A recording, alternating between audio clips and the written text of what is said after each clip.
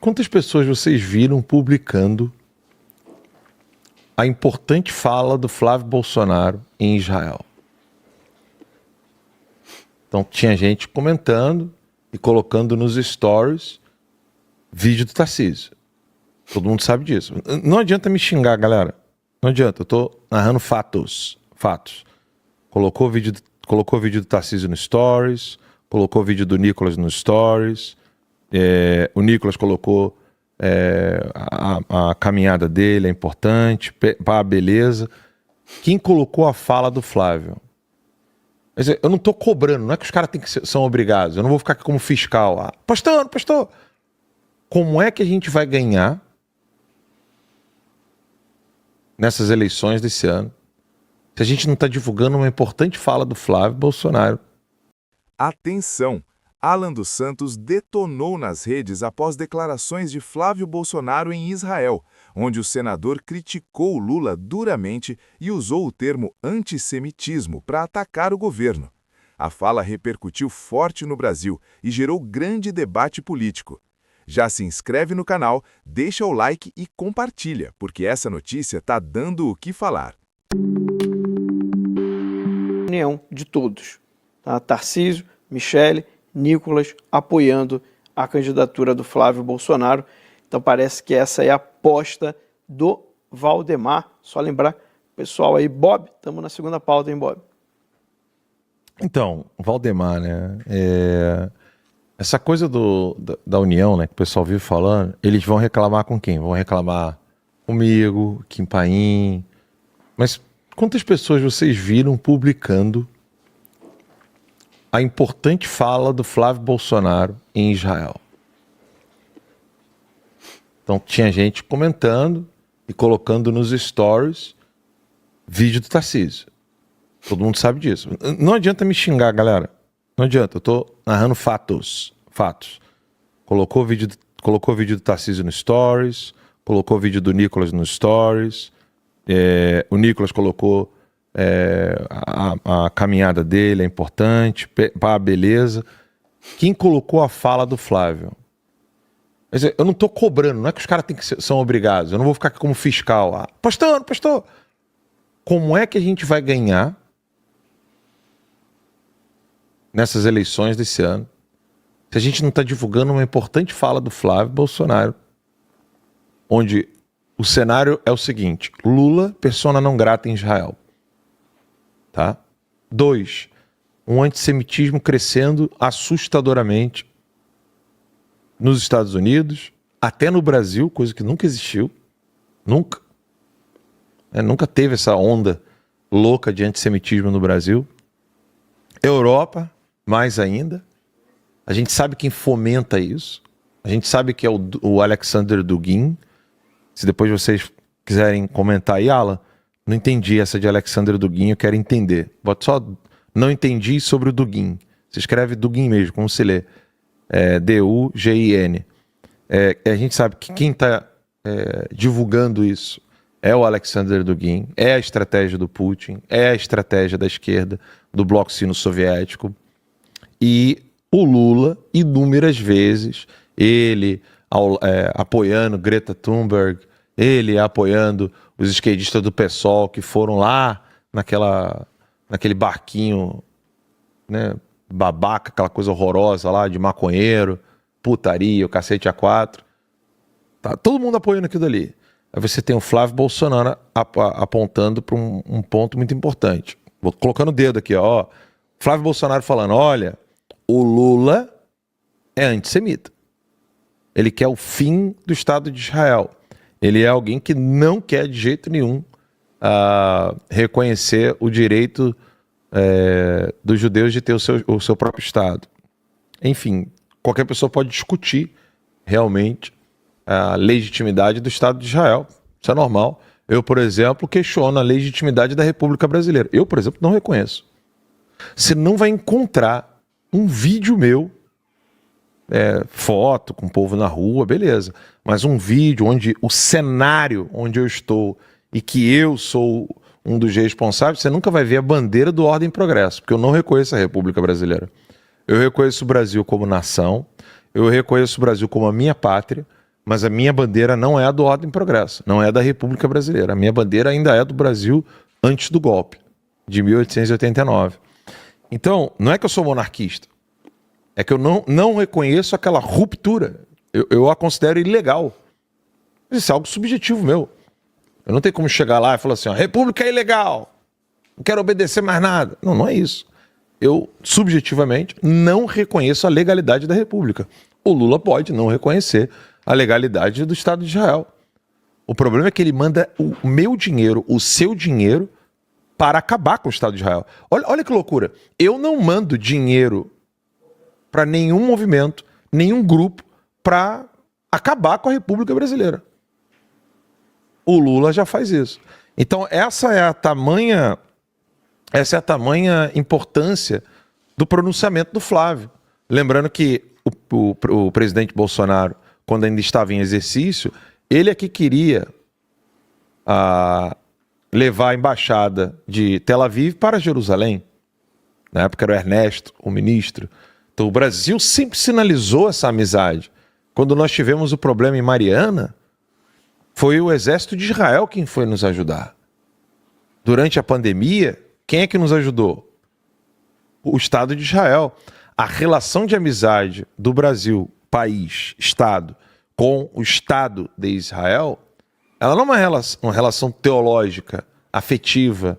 Era uma relação diplomática, séria, de cooperação, inclusive contra terroristas.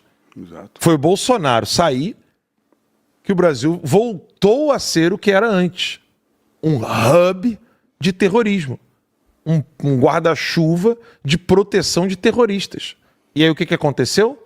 Nós tivemos Hamas, Hezbollah, Al-Qaeda crescendo nas favelas do Rio de Janeiro a partir do ano de 2021. 22, quando teve as eleições ali começou. Os caras já viram assim, ó, não, pode ter certeza que aqui o Alexandre de Moraes vai dar o resultado das eleições, então pode aumentar aí o investimento de narcotráfico, investimento no narcotráfico por parte de Hamas, Hezbollah e Al-Qaeda. Tríplice fronteira, mesma coisa. Tenta tanto a tríplice fronteira do sul quanto a tríplice fronteira do norte. Estados Unidos viu isso. Aí foi enviado o representante militar, né, do South, acho que é South Command, né? É isso, o Comando Militar do Sul dos Estados Unidos? Southcom. Southcom, né?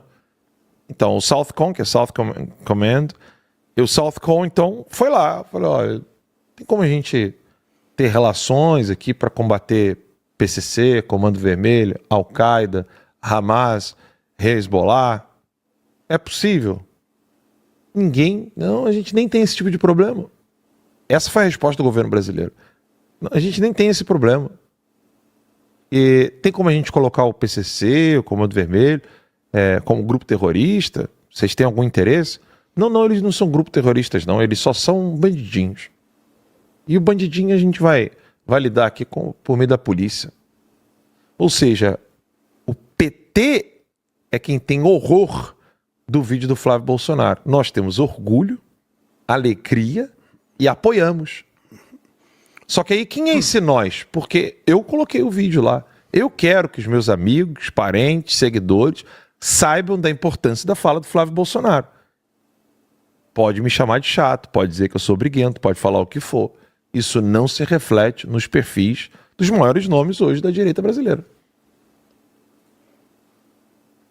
Com certeza. Tô mentindo? Não, é isso pelo mesmo, contrário. isso mesmo. Eu queria ouvir também o Ramagem. Agora parece que o Valdemar então largou de vez essa história do Tarcísio e estaria apostando aí na candidatura do Flávio e uma união ampla da direita em torno da candidatura do Flávio. Por isso que o Valdemar está correto. O Valdemar aposta tudo em Flávio Bolsonaro. Se a pessoa estiver errando, a gente vai criticar aqui. Se a pessoa estiver acertando, a gente vai aplaudir e elucidar a população nesse sentido. No momento que estava na disputa, na verificação quem seria o candidato da direita à presidência da República, uma opinião, quantas as pessoas não tinham opinião que o nome poderia ser o Tarcísio de Freitas? Isso não é errado. Isso é uma opinião de ser representado nas eleições. Tiveram momentos muito importantes. Depois daquela festa bizarra do SBT, colocaram Alexandre de Moraes no púlpito, parecia um astro. Festa estranha, com gente esquisita. O presidente da República, exatamente. Ali a gente viu um Tarcísio de Freitas assim, sendo considerado, permitido por todo esse sistema. Isso não ficou muito bom. E aí quando Flávio Bolsonaro se colocou como pré-candidato e tracionou muito forte mesmo, muito à frente de Tarcísio de Freitas, viu-se que o normal, a decisão correta é pelo Flávio Bolsonaro. Ele efetivamente vai representar a direita, vai fazer a maior transmissão de votos do Bolsonaro e vai lutar contra esse sistema e vai lutar pela anistia do pai de todos do 8 de janeiro. Nesse momento, o Valdemar fez o certo. Estamos do lado dele nisso. Porque as declarações do Valdemar foram nesse sentido. A candidatura do Flávio é viável e irreversível. O Valdemar falou isso.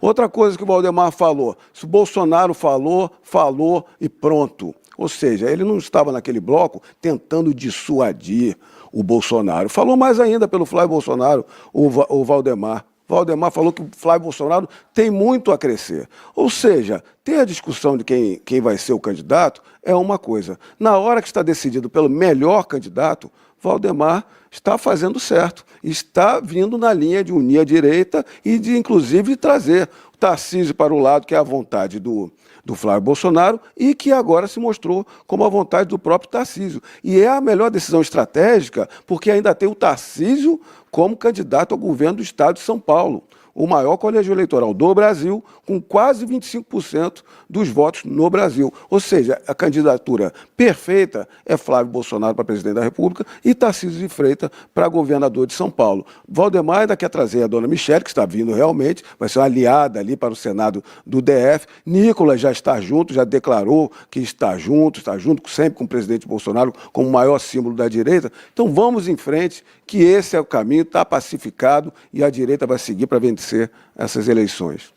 E a gente falava muito isso, né, Ramage, que a direita tem tudo para levar esse ano, desde que haja uma união de toda a direita em torno de Bolsonaro, né? Agora especificamente falando do Flávio Bolsonaro. Essa é a melhor opção, foi a mesma coisa que aconteceu nos Estados Unidos, aqui nos Estados Unidos, quando o Donald Trump, já nas primárias, em janeiro do ano da eleição, ou seja, seria como se fosse agora, né? Ainda dá tempo ainda da gente correr atrás do atraso e fazer exatamente o que a direita americana fez com a eleição do Trump.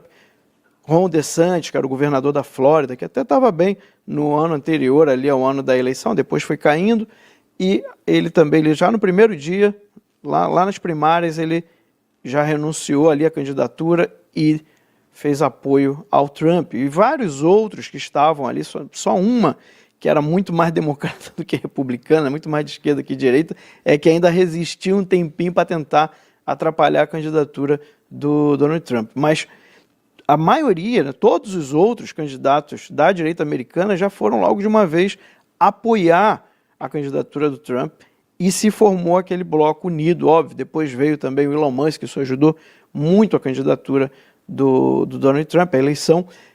Por quê? Por que isso é tão importante? Por que a gente bate tanto nessa tecla aqui? Você que já segue, já deve estar até um pouco cansado, né, de ouvir. Mas é porque tem que ser o grande demais para fraudar, né? O too big to rig, que o Alan dos Santos sempre comenta aqui, que foi o que permitiu a eleição do Trump. Era tão grande que não tinha mais como fazer fraude.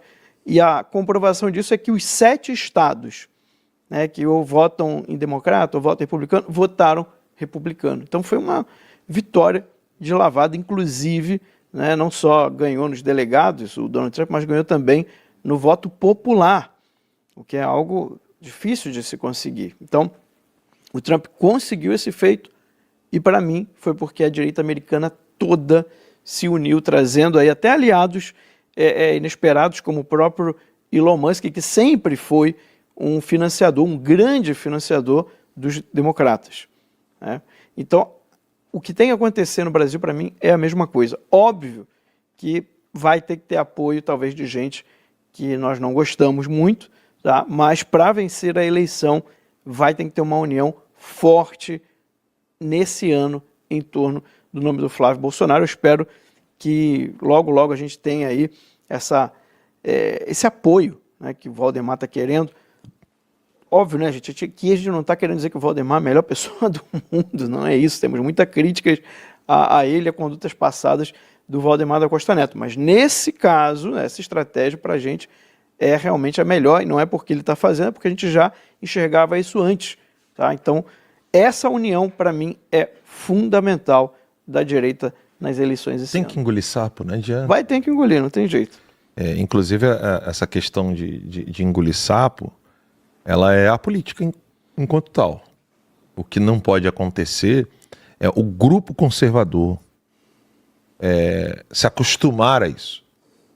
E graças a Deus a gente já está modificando. Por exemplo, por que eles querem barrar os senadores de direita, como nós falamos aqui ontem? Por que eles querem impedir? A prisão do Bolsonaro, ela é de uma arquitetura muito mais antiga. Porque o Bolsonaro, o professor lá falou, né? Não existe direita, existe Bolsonaro. Por quê? Porque na política você só lida com pessoas e meios de ação. Pessoas e meios, pessoas e meios, pessoas e meios. Isso é uma explicação do professor Olavo, não é minha. E por que ela lida apenas com pessoas e meios, a política? Porque, vamos supor aqui, por exemplo, eu sou católico, o Max é católico, e nem sei a religião da mais. Sou católico. Ah, é? Legal. E aí... Cristão católico. E aí, vamos lá, nós três aqui somos católicos, aí a gente gostaria de ter, sei lá, os princípios da fé católica na política. Não existe isso. O que vai existir é um político, um candidato. E aí você observa todos os candidatos católicos. Cara, é um mais bunda mole que o outro. Mas é um pior que o outro. Eu me lembro de um rapaz que eu gostava tanto dele, cara. Ele tocava na Canção Nova. Na época de moleque, né? Eu tinha 15 anos de idade. Ele fez uma música do Espírito Santo, que o pessoal gostava muito. Era até em Ré maior, até não lembro agora como é que era a música. Acho que é Água... Não vou, se eu tentar lembrar aqui agora. Enfim, Flavinho, né? Da Canção Nova. Aí depois ele saiu da Canção Nova. Pô, o Flavinho, ele ficou em cima do muro no impeachment da Dilma. Eu tive que interpelá-lo lá no Congresso, quando eu estava acampado. Falei, como assim você não sabe? Não, que tem que ver, é uma questão técnica. Que questão técnica? Todo mundo sabe que ela deu pedalada fiscal. Eu não tenho o que conversar.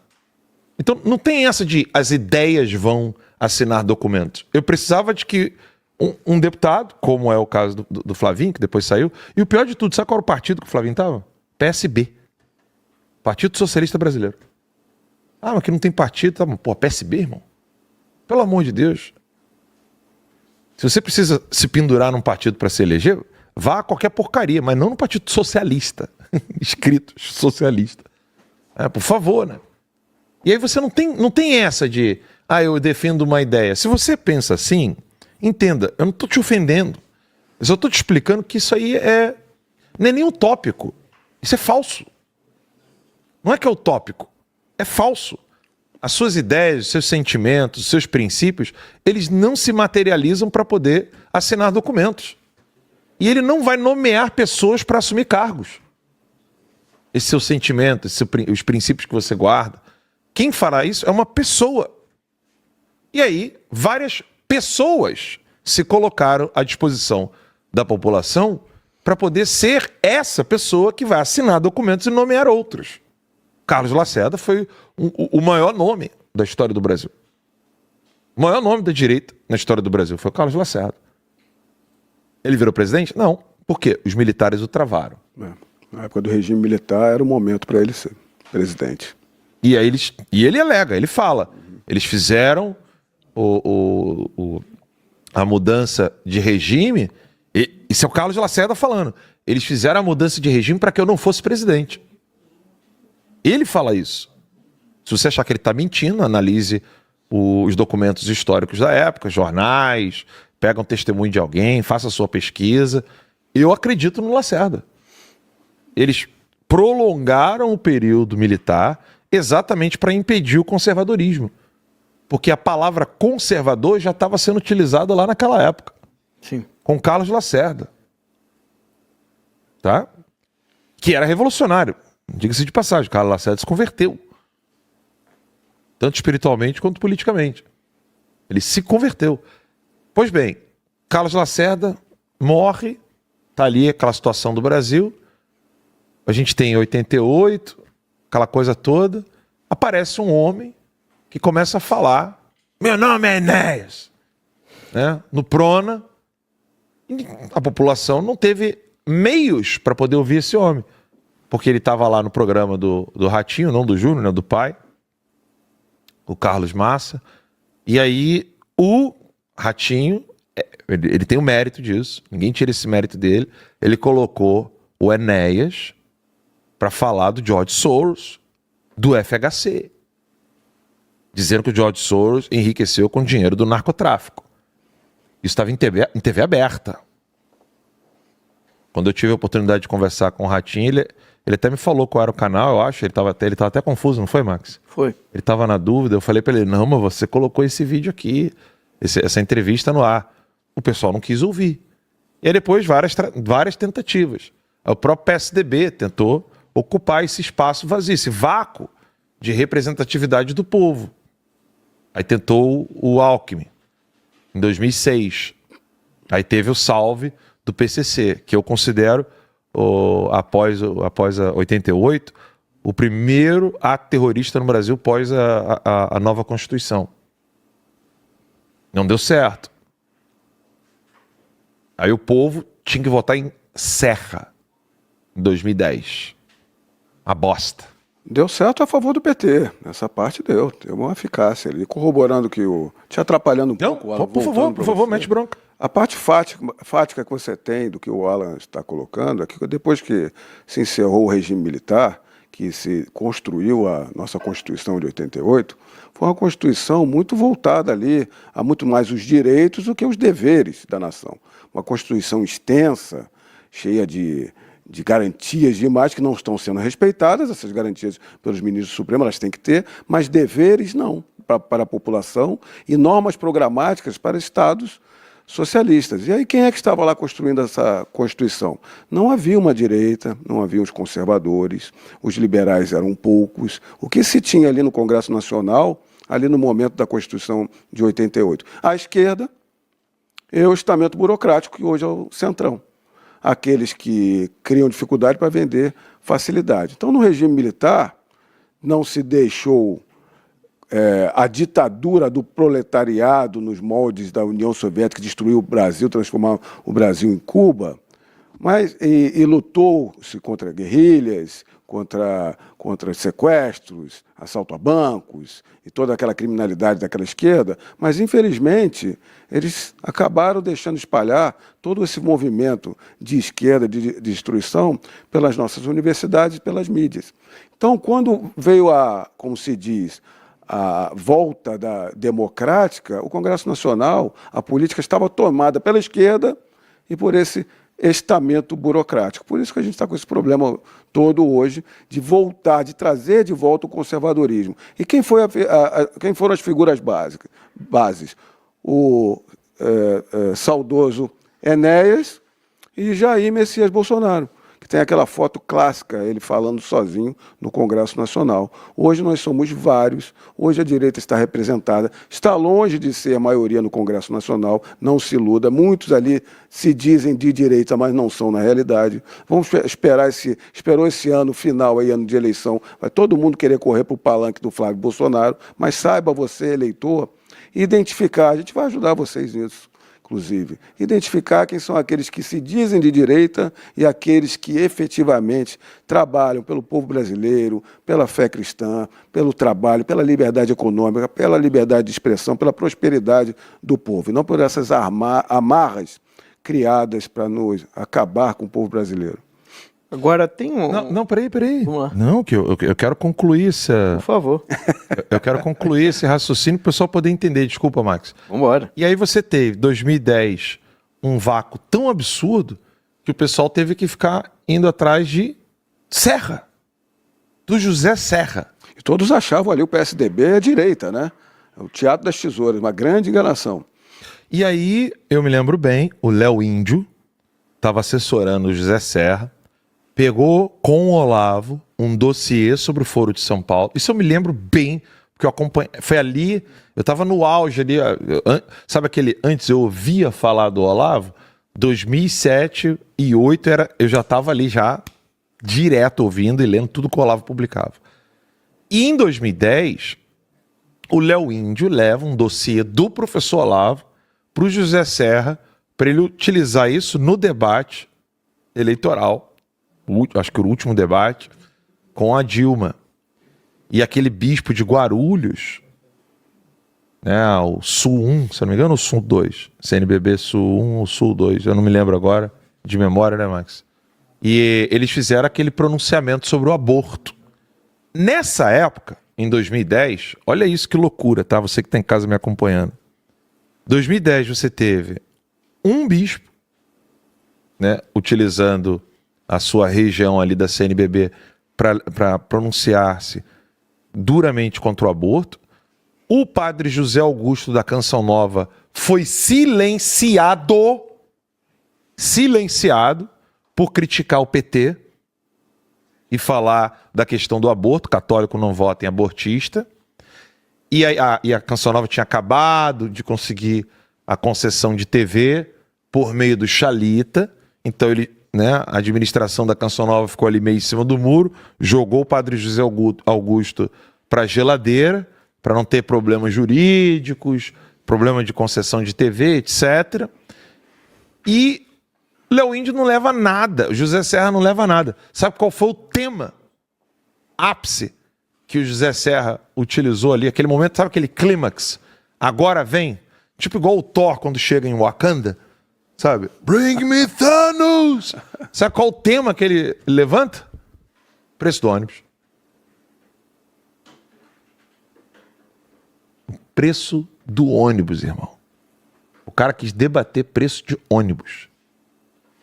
2010, ou seja, o povo já estava cansado de mensalão, o povo já estava cansado de roubalheira, o nego já sabia dos nomes dos petistas no laptop do Raul Reis, que é o chefe das Farc, na Colômbia.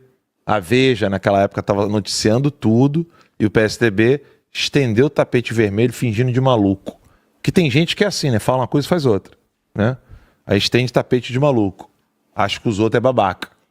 Um dia fala uma coisa, no outro dia fala outra, e pensa que vai todo mundo agir igual como se fosse um retardado. Né? É isso aí. O PSDB fez isso, estendeu o tapete. O Centrão tem essa coisa, né? A política brasileira voltou a ferver após novas declarações feitas por Flávio Bolsonaro durante uma viagem a Israel. O senador fez duras críticas ao presidente Lula, chegando a utilizar o termo antissemitismo em suas falas, o que rapidamente repercutiu nas redes sociais e nos bastidores políticos. Alan dos Santos não perdeu tempo e reagiu com força, afirmando que Flávio Bolsonaro expôs aquilo que muitos já vinham apontando sobre o atual governo. Segundo Alan, as declarações refletem o clima de tensão entre o Brasil e aliados internacionais, principalmente diante das recentes posições diplomáticas adotadas por Lula. A fala de Flávio dividiu opiniões. De um lado, apoiadores do ex-presidente Bolsonaro elogiaram a postura firme e disseram que alguém precisava dizer a verdade fora do país. Do outro, críticos acusaram o senador de criar crises diplomáticas e aumentar a polarização. Especialistas apontam que o episódio pode ter impactos na imagem internacional do Brasil, principalmente em um momento delicado da política externa. Israel é um parceiro estratégico e qualquer declaração mais dura tende a repercutir fortemente.